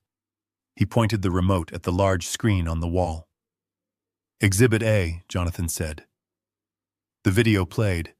It was the recording from the Sweet 16 party captured from the venue's security feed and synced with the audio from Tiffany's own live stream, which we had subpoenaed. The courtroom watched in silence as Tiffany screamed at me, "Get out, you useless old man." They watched the grape juice hit my chest. They watched Preston turn his back. They watched Monica hiss, "You look like the gardener." The air in the room changed. The judge's expression hardened. Monica stopped dabbing her eyes and started shifting in her seat. This is not a confused old man, Jonathan narrated. This is a man being publicly humiliated by the people who are living off his generosity. But this was just the beginning. Exhibit B, Jonathan announced. The screen flickered. It was the grainy but clear footage from the hidden camera in my apartment kitchen. The date stamp was from 2 nights ago. The audio was crisp. Monica's voice filled the courtroom, loud and hateful. He is just a sad, lonely old man who has to buy affection. The text message to Chad was read aloud by a narrator we had hired for clarity. Golden goose just left. Old man is crying. Preston's head snapped up. He stared at the screen, seeing the moment of his own betrayal played back for the legal record. The judge looked at Monica with pure disgust. Monica shrank into her chair, her face pale. "Your Honor," Jonathan continued, turning off the screen. "The petitioners claim Mr. Caldwell is incompetent because he cut off their funds. We submit that cutting off funds to people who abuse, humiliate, and exploit you is not a sign of dementia. It is a sign of extreme mental clarity." Their lawyer tried to object, stammering about privacy, but the judge waved him down. "Is there anything else, Mr. Eves?" she asked. "Yes, Your Honor," Jonathan said, dropping the final hammer. "The petitioners claim they want guardianship to protect the estate. However, we have evidence that Mr. Preston Caldwell is the single greatest threat to that estate." Jonathan walked to the judge's bench and handed her a thick binder. "These are forensic accounting records from Caldwell Holdings," he said. "They detail a 5-year history of embezzlement, fraud, and tax evasion committed by Mr. Preston Caldwell. He has diverted over $3 million of company funds to shell companies to pay for his wife's lifestyle and her extramarital affairs." The judge opened the binder. She flipped through the pages. Her eyebrows went up. She looked at Preston. "Mr. Caldwell," she asked, "is this true?" Preston stood up, his legs shaking. "Your Honor, it is complicated. I was managing—" "It is theft," Jonathan interrupted. "And it is not just a civil matter." At that moment, the heavy double doors at the back of the courtroom swung open. The sound was like a thunderclap. 4 men walked in. They were wearing windbreakers with bold yellow letters on the back. U.S. Marshals. The leader of the group walked past the bar. He looked at Preston. "Preston Caldwell," he said, his voice booming. Preston looked at them. He looked at the judge. He looked at me. The terror on his face was absolute. "Yes," he whispered. "You are under arrest for federal wire fraud, embezzlement, and tax evasion," the marshal said, pulling a pair of handcuffs from his belt. "Step away from the table." Pandemonium broke out. Their lawyer threw his hands up, stepping away from Preston as if he were radioactive. Monica screamed, not a scream of concern for her husband, but a scream of realization that the game was over. Preston tried to run. It was a pathetic attempt. He stumbled over his own chair, scrambling backward. "Dad," he shrieked, reaching out to me. "Dad, stop them. Tell them it is a mistake. I am your son." I sat still. I watched the marshals grab him. They spun him around. The click of the handcuffs was loud and final. "You have the right to remain silent," the marshal recited, dragging him toward the door. Preston was sobbing now. Loud, ugly cries. "Monica, help me. Call someone." I looked at Monica. She was standing frozen. She looked at her husband being hauled away like a common criminal. She looked at the judge who was glaring at her. She looked at me. She saw the cold, hard truth in my eyes. The money was gone. The house was gone. The husband was gone. And she was next. She did not rush to help him. She did not call a lawyer. She grabbed her purse. She looked at the side exit. And she ran. Monica Preston screamed as he was dragged through the center aisle. "Monica, where are you going?" She did not look back. She pushed through the gate, her heels clacking frantically on the floor, and sprinted out the side door, leaving her husband alone in the grip of the law. The door swung shut behind her. Preston's wails faded as they took him into the hallway. The courtroom fell silent again. The judge let out a long breath. She looked at me. "Mr. Caldwell," she said, her voice soft, "I am dismissing this petition with prejudice, and frankly, I am sorry you had to go through this." "Thank you." "Your Honor," I said, standing up. I walked out of the courtroom. I did not look at the empty table where my son had sat. I did not look at the door where my daughter-in-law had fled. I walked out into the bright afternoon sun. I took a deep breath. The air tasted clean. It tasted like justice. I had done it. I had cut the rot out. It was over. 6 months have passed since the heavy oak doors of the courtroom swung shut on my former life. Time moves differently when you are no longer carrying the dead weight of 3 ungrateful adults on your back. It moves slower, but it is a rich, quiet kind of time. The kind of time you enjoy rather than just endure. I went to see Preston yesterday. It was not a social call. It was a requirement to finalize the severance of his legal ties to the company. The Federal Correctional Facility in Otisville is a cold, gray place. It smells of industrial cleaner and hopelessness. It is a far cry from the corner-off office with the view of the Hudson River. When the guards brought him into the visitation room, I almost didn't recognize him. The expensive haircuts were gone, replaced by a buzz cut that showed the gray coming in at his temples. The tailored Italian suits were replaced by a shapeless khaki jumpsuit with a number stenciled on the pocket. He had lost 20 pounds. He looked small. He looked like a child wearing a costume he didn't understand. He sat down on the other side of the plexiglass and picked up the phone. His hands were shaking. "Dad," he said, his voice tinny through the receiver. "I am so sorry. I miss you. I miss the house. I miss my life." He started to cry. It wasn't the manipulative crying he used to do to get a new car. This was the raw, ugly crying of a man who has realized that rock bottom has a basement. He told me about the food. He told me about the other inmates who didn't care that he used to be a CEO. He told me he was scared. I listened. I didn't interrupt. I let him pour out his regret. But as I watched him weeping about his lost comforts, I realized something profound. He wasn't crying because he missed me. He wasn't crying because he had hurt his father. He was crying because he missed the cushion I had provided. He was mourning the loss of the easy life, not the loss of the relationship. He was still blaming Monica. He was still blaming the system. He hadn't changed. He had just been stopped. I signed the papers he needed. I put my hand on the glass for a brief second. "Do your time, Preston," I said. "Learn to make your bed. Learn to work in the laundry. Learn what it means to earn a meal. It is the only education I have left to give you." I walked out of the prison, and I didn't look back. I didn't feel guilty. I felt lighter.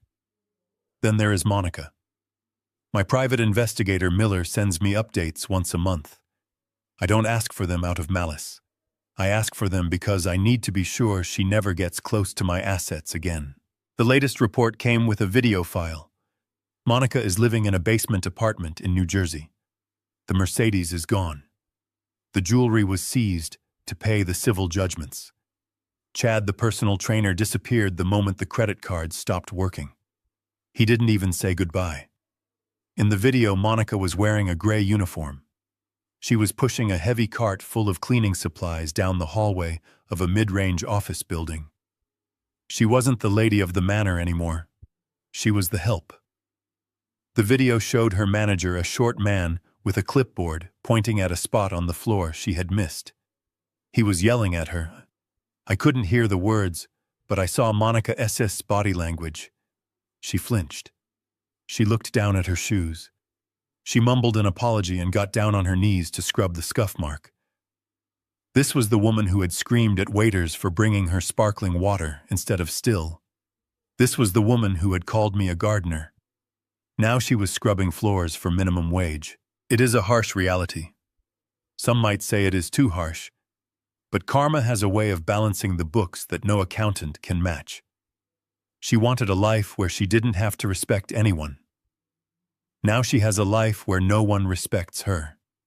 She is learning the value of $1 the hard way, one scrub at a time. As for me, I am standing on the balcony of my new home. I sold the Hamptons estate. I sold the old apartment in Queens. I bought a penthouse in Tribeca. It is modern, sleek, and full of light. It has no memories of grape juice stains or family arguments. It is a clean slate. The sun is setting over the city, turning the Hudson River into a ribbon of gold. I am wearing a new suit. I bought it myself. I dressed myself. On the glass table in front of me sits a stack of documents. They are the final papers for the Bernard Caldwell Scholarship Fund. I liquidated the majority of the family trust. The $50 million that Preston and Monica wanted to steal will not go to building another mansion. It will not go to buying sports cars. It is going to pay for the college education of 200 underprivileged students every year. Kids who have grit. Kids who work hard. Kids who know the value of an opportunity because they have never had one. I looked at the list of the first recipients. There is a boy from the Bronx who wants to be an engineer. There is a girl from Queens who wants to be a doctor. They are strangers to me by blood, but they are my children by spirit. They are the legacy I always wanted. I uncorked a bottle of vintage Bordeaux. It is a 1982, the same year I started my company. I poured a glass. The deep red liquid swirled against the crystal. I am alone here.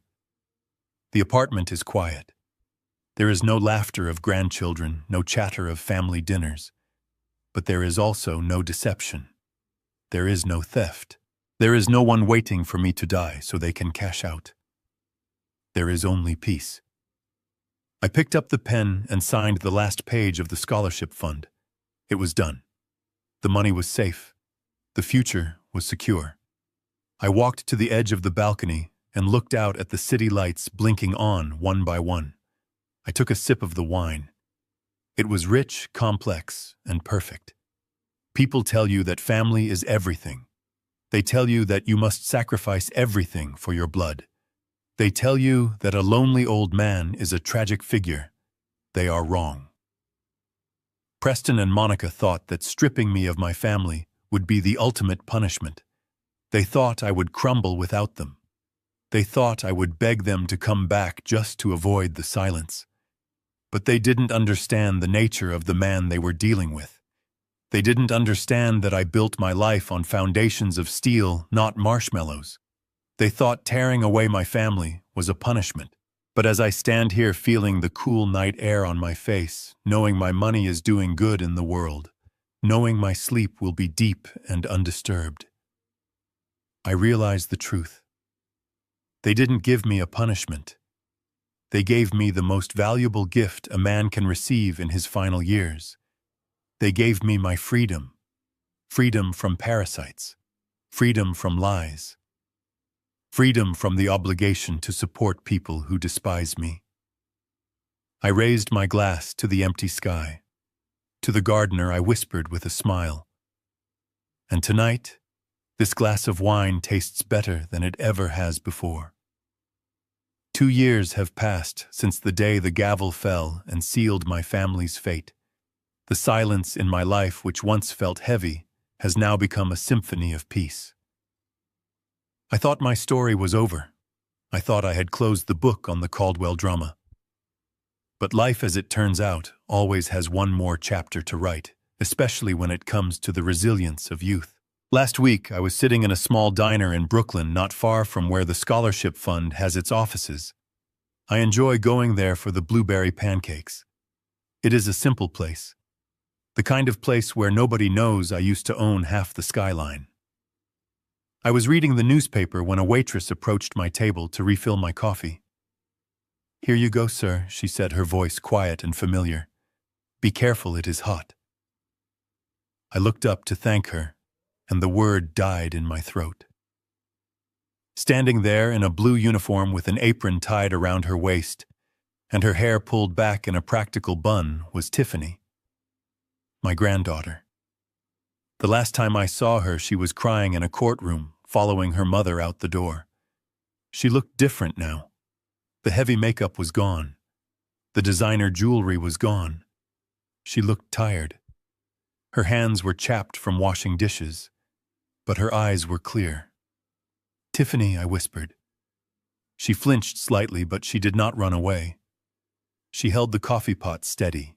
"Hello, Grandpa," she said. "I heard you come here on Tuesdays. I asked for this shift." I looked at her. I looked for the spoiled brat who had screamed at me to get out of her party. I looked for the girl who had called me a gardener. I did not see her. I saw a young woman who was working for a living. Why, I asked. Why did you want to see me? Do you need money? She recoiled as if I had slapped her. She put the coffee pot down on the table. No, she said firmly. I do not want your money. I have 2 jobs. I am paying for my own apartment in Queens. It is small, and it smells like garlic, but it is mine.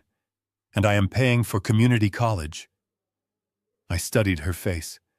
There was a hardness there now, a grit that had not been there before. The fall from the Hamptons to Queens had forged her into something new. Then why are you here? I asked. She reached into her apron pocket and pulled out a small white envelope. She placed it on the table next to my pancakes. I came to give you this, she said. It is an invitation. I am graduating from my Associate S degree program next month.